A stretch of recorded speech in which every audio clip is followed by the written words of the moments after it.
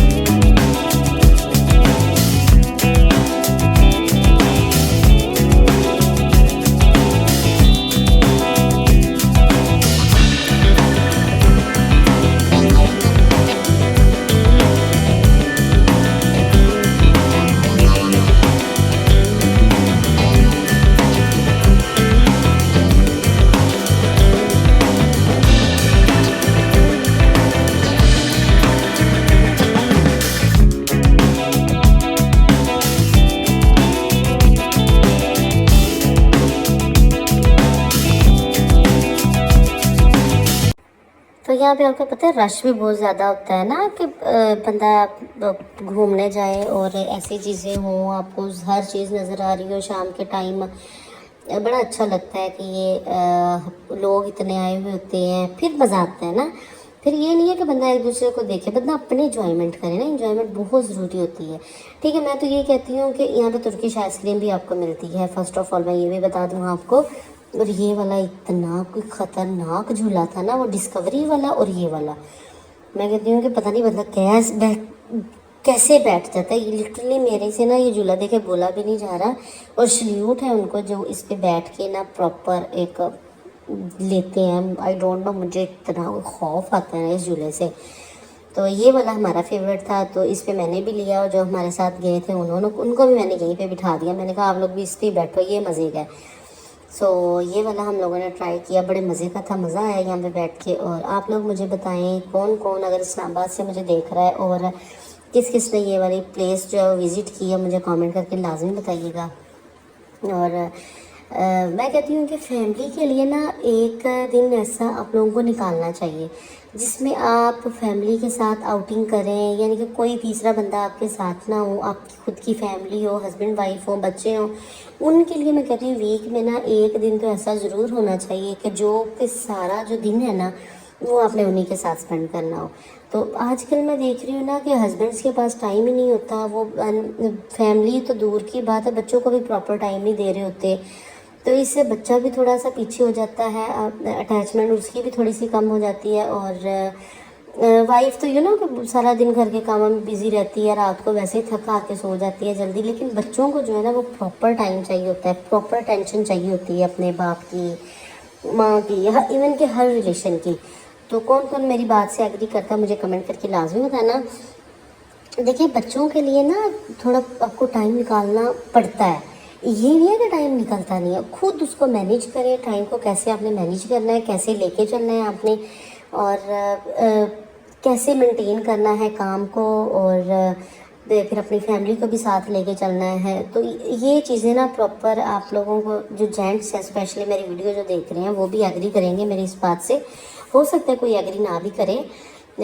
तो मैं कहती हूँ कि पर्सनली ना उनको थोड़ा सा टाइम देना चाहिए, अपनी फैमिली को थोड़ा सा काम को पीछे कर दें और अपनी फैमिली को भी टाइम दें। यकीन माने मैं कहती हूँ लाइफ बेस्ट हो जाएगी आपकी।